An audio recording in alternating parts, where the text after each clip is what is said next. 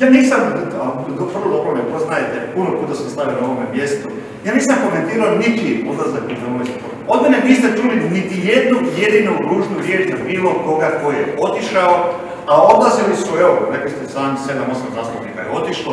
Ja nikad nisam nikog komentirao, sa svakim sam ostao u korektnim odnosima, svakog cijenim i poštujem kao personu, nemam nikakav problem s tim, svako traži svoj politički put, ja mislim da taj put koji su odabrali nije dobar, a što se tiče PPD-a, ja da pričam o jetinu.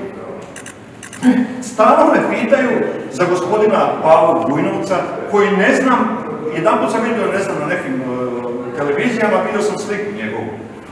Ja ne znam kako čovjek izgleda. Pitate mene, čovjeku kojeg nisam vidio u životu, niti sam popio kavu sa njim u životu. Ali ako me pitate već, volio bi da ima 100 Pavao Vujnovca u Hrvatskoj, ljudi koji pošteno, čestito rade svoj posao. Više bi volio da oni vode kompanije, da oni kupuju po Sloveniji, po Srbiji, po BiH, po Austriji, da kupuju firme Hrvati, nebitno kako se zovu, ako rade čestito i pošteno, opet naglašavam, po zakonima Republike Hrvatske. Volim više svog hrvatskog tajkuna, nego da mi dođe Rus ovdje, ili da mi dođe Amerikanac ovdje, ili da mi dođe bilo koji drugi stranac.